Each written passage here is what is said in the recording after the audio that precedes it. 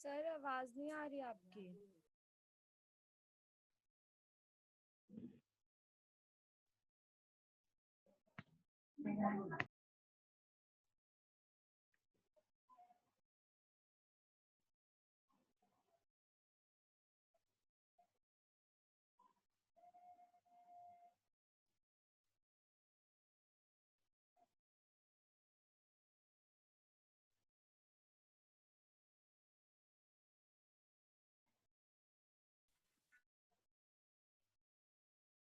Late Qamar.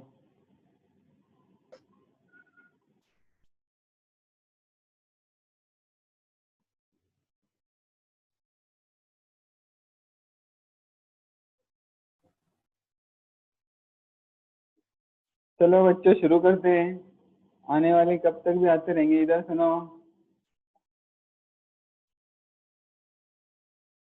Diffraction of light lesson चल रहा है अपना, वेव ऑप्टिक्स।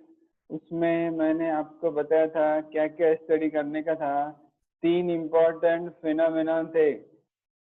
पहला था इंटरफेरेंस, दूसरा था पोलराइजेशन, और तीसरा आज देखने का है diffraction of light. Right, diffraction, this you know the phenomenon of bending of light. Light wave क्या हो रहे, बेंड हो रहे।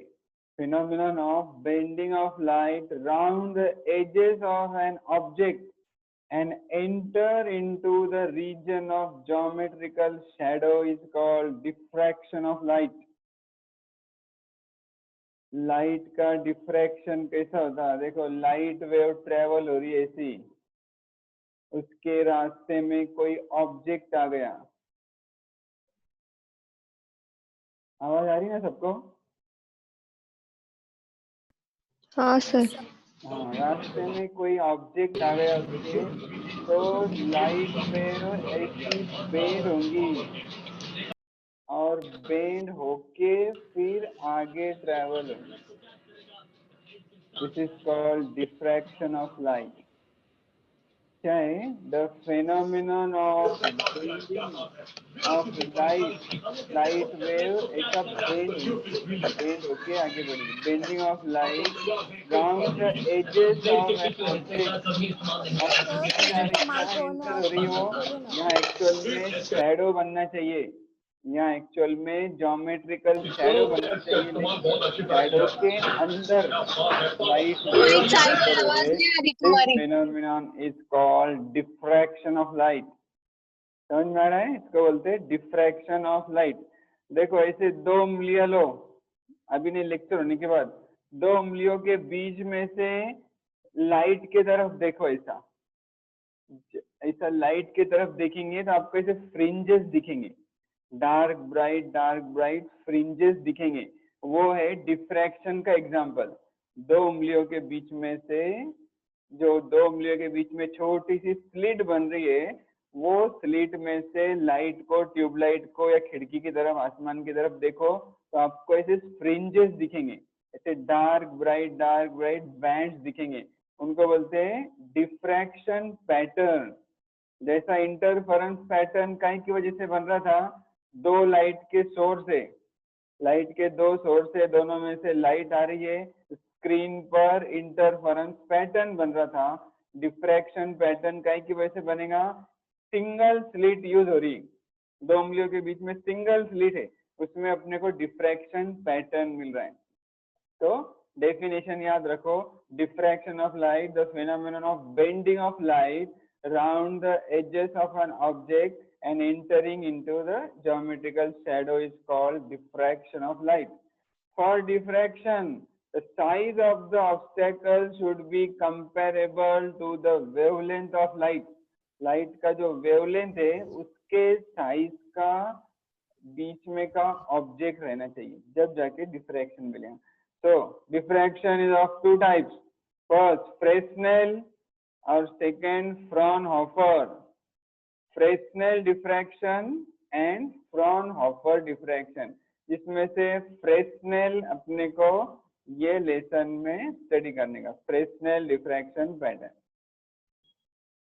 तो देखो फ्रेस्नेल में क्या रहता, okay first Fresnel Fraunhofer diffraction pattern.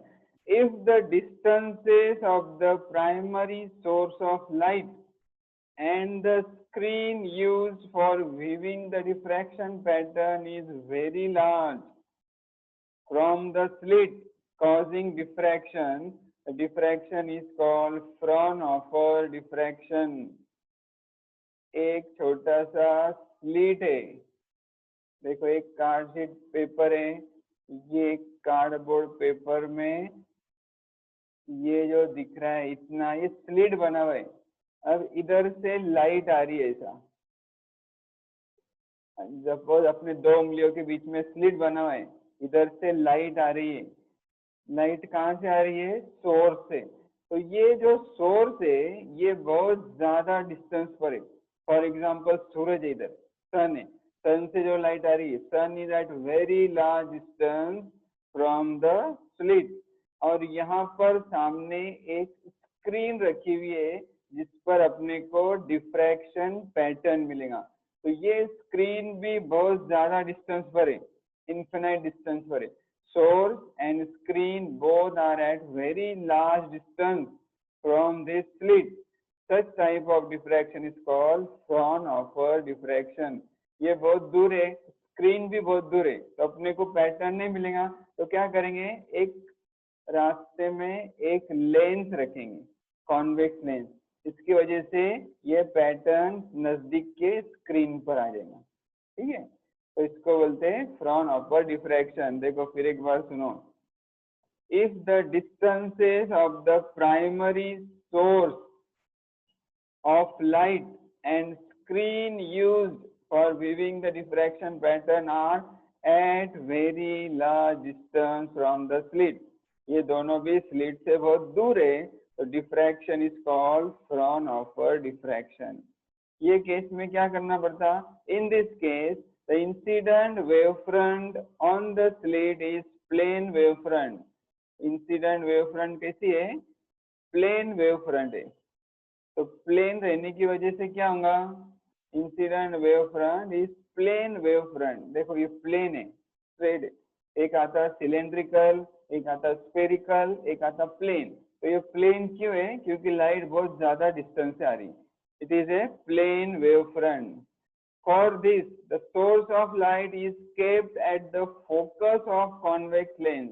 अपने को एक बल्ब से प्लेन वेव फ्रंट नहीं मिलेगा, तो इसलिए एक आइडिया और क्या की हुई, यहाँ पर भी एक कॉन्वेक्स लेंस रखी हुई है, उसके फोकस पर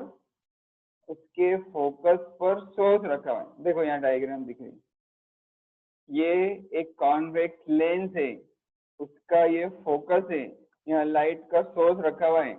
लाइट की सोर्स में से लाइट आ रही है, जब लेंस में से पास होंगी तो वो सब एक दूसरे को पैरेलल हो जाएंगे, पैरेलल रे बन जाएंगे, इसको बोलते हैं प्लेन वेव फ्रंट। तो source of light is kept at the focus of convex lens so that plane wave front is form. Plane wave front बन गया। प्लेन वेव फ्रंट अपने को सूरज से भी मिलता, लेकिन सन नहीं यूज कर रहे यहाँ सोर्स यूज कर रहे। क्यों? कि सन में 7 डिफरेंट कलर्स रहते, अपने को सिर्फ एक कलर, एक वेवलेंथ चाहिए, इसलिए सोर्स को फोकस पर रखे, उसमें से जो लाइट आ रही है that is plane wave front. ये प्लेन वेव फ्रंट की लाइट यहाँ स्लिट पर इंसिडेंट हो रही है। देखो ऐसा इधर ए और देखो ये ए और ये बी, इसके बीच में स्लिट है, कट किया हुआ स्लिट है, या तो एक होल है, उसमें से लाइट जब पास होंगी तो यहाँ पर स्क्रीन पर आएंगी और कुछ लाइट यहाँ से बेंड हो जाएंगी, मतलब डिफ्रैक्ट होंगी। ठीक है, देखो another convex lens is used on the other side of the slit. Slit के दूसरे साइड और एक लेंस यूज किए to make the pattern visible on the screen as shown in the figure. अगर ये लेंस नहीं रहती तो लाइट सीधा सीधा सीधा इन्फिनाइट डिस्टेंस पर निकल जाता, स्क्रीन पर अपने को कुछ भी पॉइंट नहीं मिलता। स्क्रीन पर पॉइंट मिलने के लिए क्या किया है, यहाँ एक कॉन्वेक्स लेंस रखी हुई है, इसमें से लाइट आ रही है पैरेलल और एक जगह आके कन्वर्ज हो रही है। कहाँ कन्वर्ज होती है? फोकस पर। तो इसके फोकस पर लेंस रखी हुई है, इसको बोलते हैं focal length, F focal length of the lens. तो ये जो डिफ्रैक्शन पैटर्न है this is called Fraunhofer diffraction pattern, जो अपने सिलेबस में है। इसमें इंपॉर्टेंट चीज क्या है? सोर्स और स्क्रीन दोनों बहुत लार्ज डिस्टेंस पर है। दूसरा डिफ्रैक्शन पैटर्न है फ्रेस्नेल डिफ्रैक्शन पैटर्न, जिसमें सोर्स और स्क्रीन नजदीक है। देखो, in this case the distances are much smaller and the incident wavefront is either cylindrical or spherical depending on the source. इसमें सोर्स अगर नजदीक है तो क्या होगा? स्फेरिकल वेवफ्रंट आएंगे, प्लेन वेवफ्रंट नहीं आएंगे। A lens is not required to observe the diffraction pattern on the screen. यहाँ पर लेंस रखने की जरूरत नहीं है क्योंकि स्क्रीन बहुत नजदीक रहेंगी। तो अब अपने को देखना है फ्रॉनहोफर डिफ्रैक्शन पैटर्न। और एक बार देखो, the figure shows A monochromatic source of light S eight the focus of the converging lens. Lens के फोकस पर मोनोक्रोमैटिक मतलब सिंगल कलर जिसमें से निकल रहा है, ऐसा लाइट का सोर्स रखा हुआ है। ठीक है। अब the plane wavefront from the lens are incident on diffracting elements such as slit. इसमें से जो प्लेन वेवफ्रंट निकल रहे हैं वो कहाँ इंसिडेंट हो रहे हैं? स्लिट पर। सपोज यह स्लिट है, यहाँ तो एक सर्कुलर एपर्चर है, स्लिट के बजाय एक छोटा सा होल है। देखो, और एक एग्जांपल बताता है, ऐसा उंगलियों में से देखने का लाइट को। वैसा ही पहले जमाने में पत्रे के घर रहते थे, घर के ऊपर पत्रा रहता था और कभी कभी उसमें छोटा सा होल रहता था। तो दिन के टाइम में वो होल में से लाइट आके नीचे फर्शी पर पड़ती थी, जमीन पर। देखो ऐसी लाइट पड़ती थी होल। अब क्या चाहिए? ऐसी गोल लाइट पड़ रही है, इतना पोर्शन ब्राइट है और बाकी पूरा डार्क चाहिए था। लेकिन गौर से देखेंगे तो ये ब्राइट दिखता था, बीच में पैच, फिर उसके बाद थोड़ा सा लेस ब्राइट, फिर लेस ब्राइट, फिर लेस ब्राइट, ऐसे रिंग्स बनते थे। वो रिंग को बोलते हैं डिफ्रैक्शन पैटर्न या डिफ्रैक्शन रिंग। तो यहाँ पर डिफ्रैक्शन कैसे हो रहा है? एक स्लिट लिए हुए है, या तो सर्कुलर एपर्चर लिया हुआ है, या डबल स्लिट लिए हुए है, या ग्रेटिंग लिया हुआ है। ग्रेटिंग मतलब वायर की जाली, या तो रॉड की जो जाली आती है वो ली हुई। कोई भी चीज लेंगे उसमें से डिफ्रैक्शन होता। ठीक है। The emerging beam is incident on another converging lens. ये जो बीम निकल रहा है दूसरे कन्वर्जिंग लेंस पर है, that focuses the beam on the screen. वो बीम को स्क्रीन पर फोकस कर रहा है। समझ में आया यहाँ तक? अब देखो, in the case of circular aperture, अगर सर्कुलर होल लेंगे, S is a point source and lenses are bi convex. ये लेंस बाय कॉन्वेक्स, दोनों तरफ से कॉन्वेक्स है। लेंसेज आपका 11 में हो गया, bi convex, plano convex, concave convex. तो बाय कॉन्वेक्स लेंस है ये। And for linear elements like slit, grating, अगर यह स्लिट रहता तो सोर्स कैसा है? लीनियर। लेंस भी कैसी चाहिए? Cylindrical in shape, so that the focus image also is a linear. This is as per the requirement of Fraunhofer diffraction. अब ये डिफ्रैक्शन थोड़ा सा डिटेल में देखेंगे। इंटरफेरेंस आपको समझ में आ गया? इंटरफेरेंस पिछले लेक्चर में देखे थे। Interference pattern, bright band, dark band alternate मिलते हैं, उसके बीच के डिस्टेंस को बोलते हैं फ्रिंज विड्थ, उसके बीच के डिस्टेंस को बोलते हैं बैंड विड्थ, वो मिलता है अपने को बराबर। वो था इंटरफेरेंस पैटर्न। अब अपने को देखने का है डिफ्रैक्शन पैटर्न। ठीक है।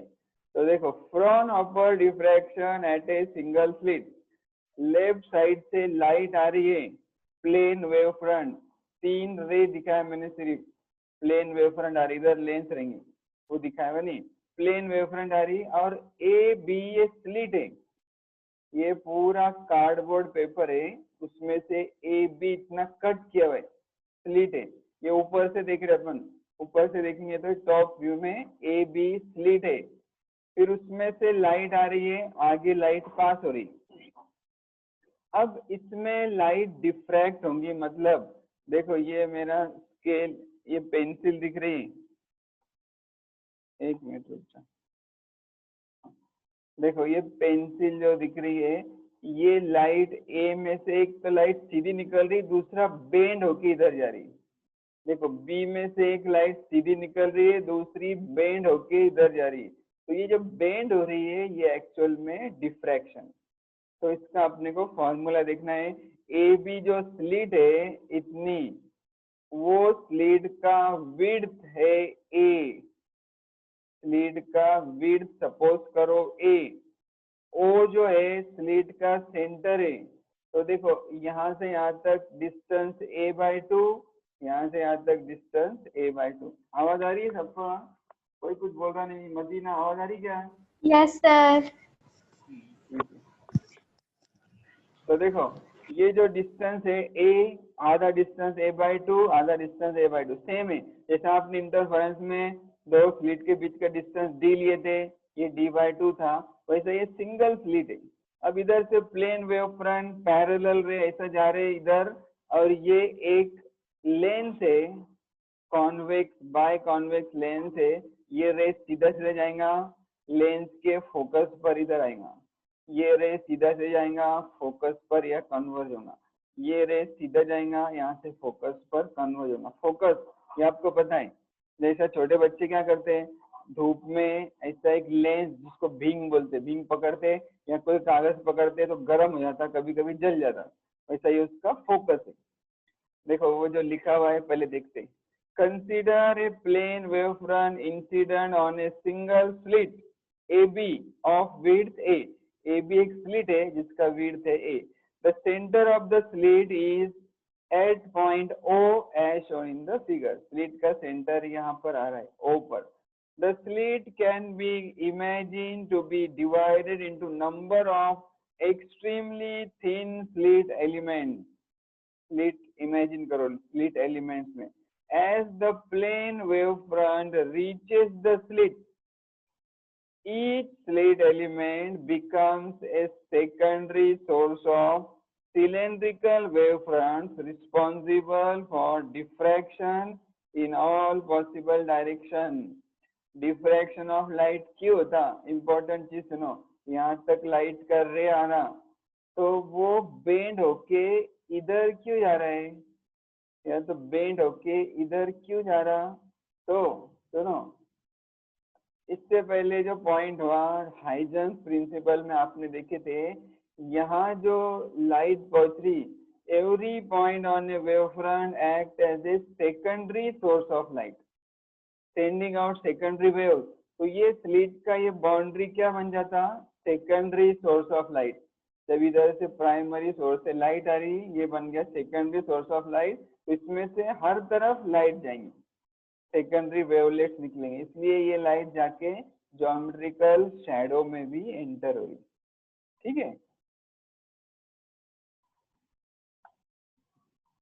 तो ये हो गया। अब each slit element become a secondary source of cylindrical wavefront responsible for diffraction in all possible directions. एक मिनट रुको।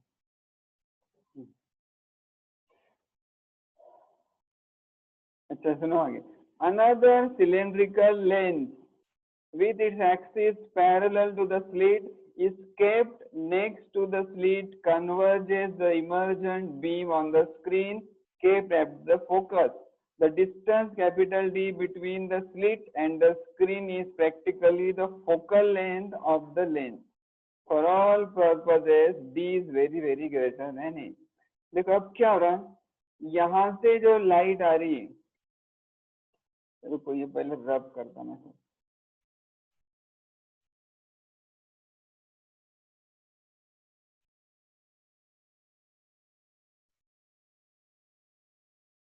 आज भी टाइम खत्म होने के बाद थोड़ी देर ज्वाइन करो, 10-15 मिनट, ठीक है।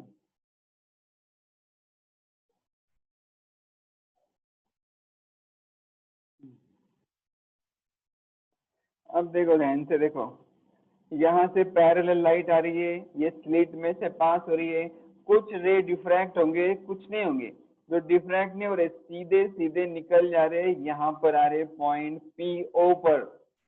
ये लेंस की वजह से सब यहाँ आकर कन्वर्ज हो रहे। तो ये स्लिट जो है इसका विड्थ मैंने बताया आपको A, और यहाँ से यहाँ तक डिस्टेंस है capital D। Capital D is distance of the screen from the slit. Distance of the screen from the slit is capital D, which is very greater than A. मतलब A से capital D ज्यादा बड़ा है, A बहुत छोटा है, छोटी सी slit है और स्क्रीन ज्यादा दूर रखा हुआ है।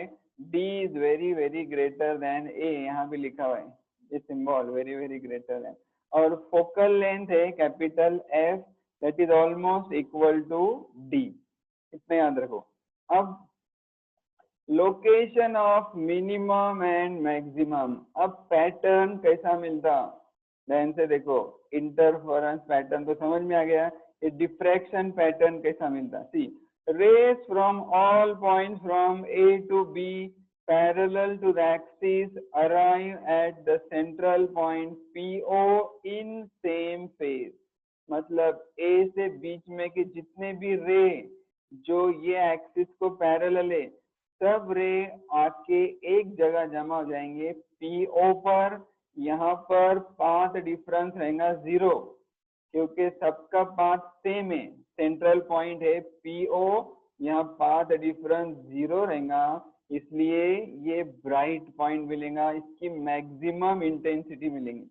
As the path difference is 0, maximum intensity at point P0 is observed. P0 पर मैक्सिमम इंटेंसिटी ब्राइट पॉइंट मिलेगा, it is called as central maximum, तो बोलेंगे सेंट्रल मैक्सिमम। अब कुछ रे बेंड हो रहे, देखो ये रे बेंड हुआ दिखाया मैंने, थीटा से बेंड हुआ, सेम ये भी रे थीटा से बेंड हुआ, ये भी रे थीटा इतने एंगल से बेंड हुआ। तो ऐसे सब रे, देखो ये 3 रे दिख रहे हैं, ये रे फिर से लेंस में से जब पास होंगे तो वो आके एक जगह जमा होंगे पॉइंट P पर। अब ये पॉइंट P पर अपने को क्या मिलेगा वो फाइंड करने का है, ध्यान से सुनो।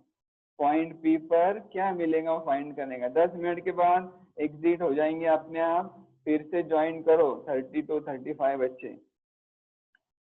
The angle theta increases, the intensity changes between alternate minimum and maximum। ये एक थीटा एक रे बताओ, ऐसे रे आगे आगे डिफ्लेक्ट होते रहेंगे, थीटा बढ़ते रहेंगे। In case of point P at angular position theta, the path length, the net path difference between ray AP and BP is BC is equal to A sin theta।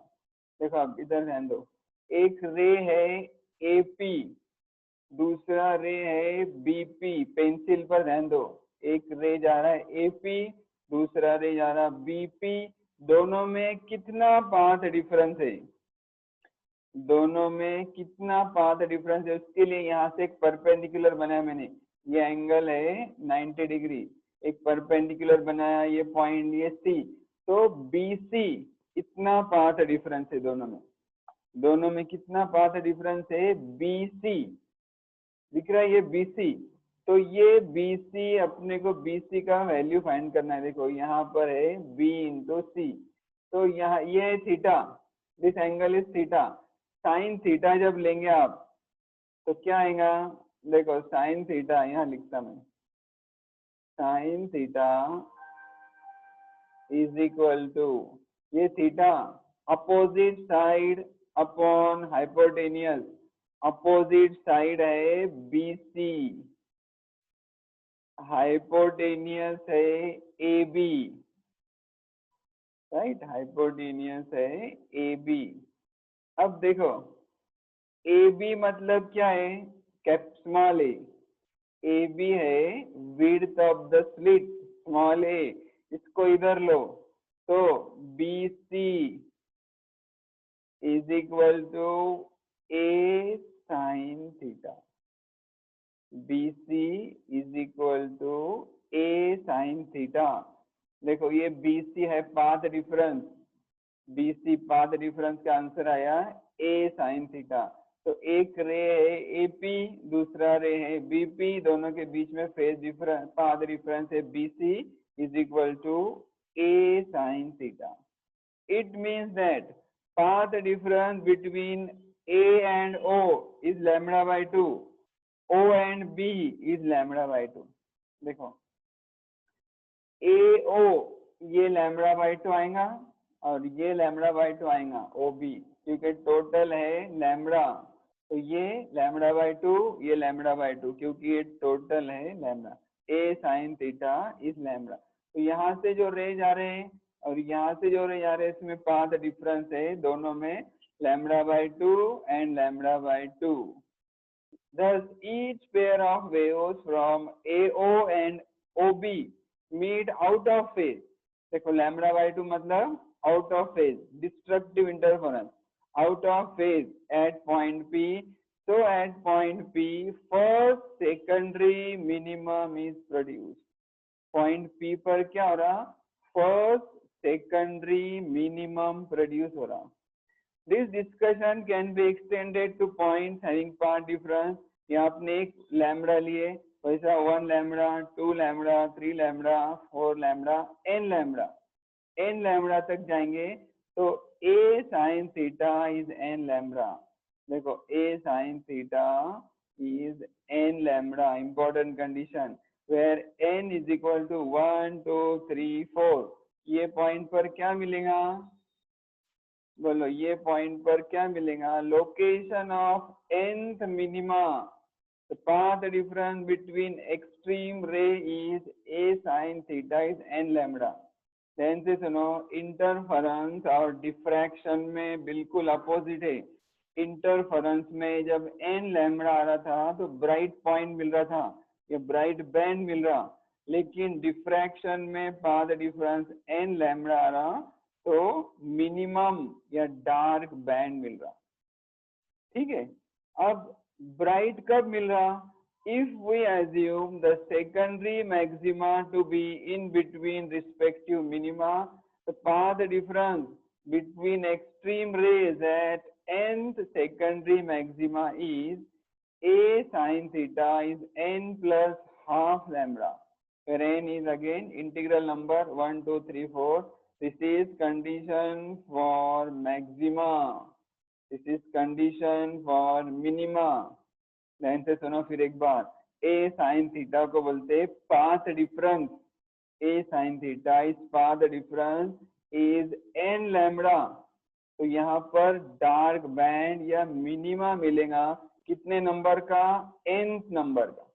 Suppose n का value 10 डालेंगे, 10 lambda या 10 number का minima मिलेगा। और maxima कब मिलेगा, A sin theta is n plus half lambda, odd multiple of half the wavelength। देखो lambda by 2 odd multiple मिलेगा तो यहाँ पर मैक्सिमा मिलेगा n plus half lambda, n is 1 2 3।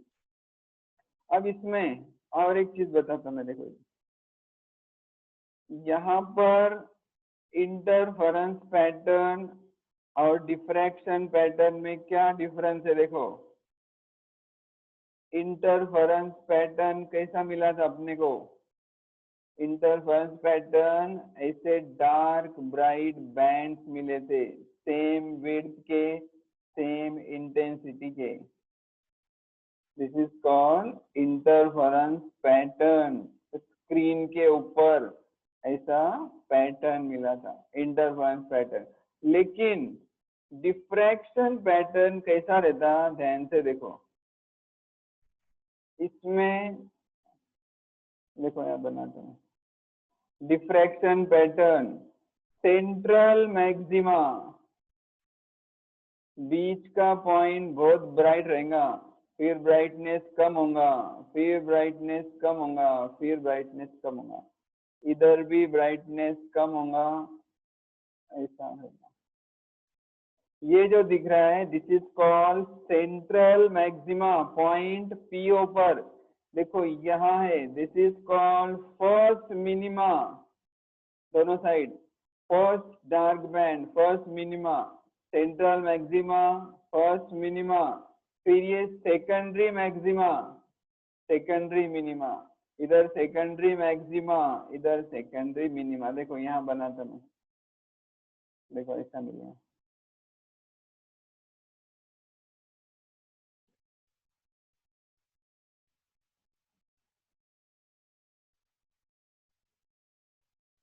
This is central maxima. ये बहुत ब्राइट पॉइंट रहेगा। अभी मैंने एग्जांपल दिया, पत्रे में से जमीन पे पैच आ रहा है, धूप पड़ रही जमीन पे, तो बीच में सेंट्रल बड़ा पैच दिखेगा, फिर फेंट फेंट ऐसा रिंग होते जाएंगे। वैसा ये सेंट्रल मैक्सिमा बहुत ज्यादा ब्राइटनेस करेगा। फिर ये फर्स्ट मिनिमा, देखो यहाँ मिनिमम आया था पीओ पर, यहाँ भी मिनिमम आएगा, फर्स्ट मिनिमा। फिर ये सेकेंडरी मैक्सिमा, ये सेकेंडरी मैक्सिमा कम ब्राइटनेस का है। फिर ये सेकेंडरी मिनिमा, फिर थर्ड मैक्सिमा, थर्ड मिनिमा, ऐसा आएगा। एन का वैल्यू 1 2 3 चेंज होते रहेगा। वैसा इधर भी और इधर भी ब्राइटनेस कम कम होता रहेगा, विड्थ भी कम होगी। सेंट्रल की विड्थ सबसे ज्यादा रहेंगी, बाद में विड्थ कम होंगी। तो इसको याद रखो, सेंट्रल मैक्सिमा। यहाँ पर ऐसा कुछ नहीं है, हर एक का ब्राइटनेस सेम है, हर एक का विड्थ सेम है, हर एक का कॉन्ट्रास्ट सेम है। ये इंटरफेरेंस पैटर्न और डिफ्रैक्शन पैटर्न में मेन डिफरेंस है, मेन फर्क है। समझ में आया? अब देखो इसका फॉर्मूला आपको समझ में आ गया। Central maxima, first minima, first maxima, कैसा आ रहा है वो, देखो ये फॉर्मूला याद रखो। देखो a sine theta is n lambda minima के लिए, a sine theta is n plus half lambda maxima के लिए। 1 डालेंगे first minima, second minima, third minima, first maxima, second, third, ऐसा ये इसको नाम दिया हुआ है सेकेंडरी मैक्सिमा। अब समझ में आया यहाँ तक? दो कंडीशन याद रखो, distances of minimum and maximum from central bright point. ये इतना 10-15 मिनट में लेने का अपने को। अभी ये स्विच ऑफ एग्जिट हो जाएंगे, इतने पार्टिसिपेंट वापस से ज्वाइन करो। किसको कुछ पूछने का है क्या? अरमीन, बहुत दिन के बाद दिख रहे सब नए नए। कशिश है, ईरम है, किसको कुछ पूछना है? क्या बोला मैं?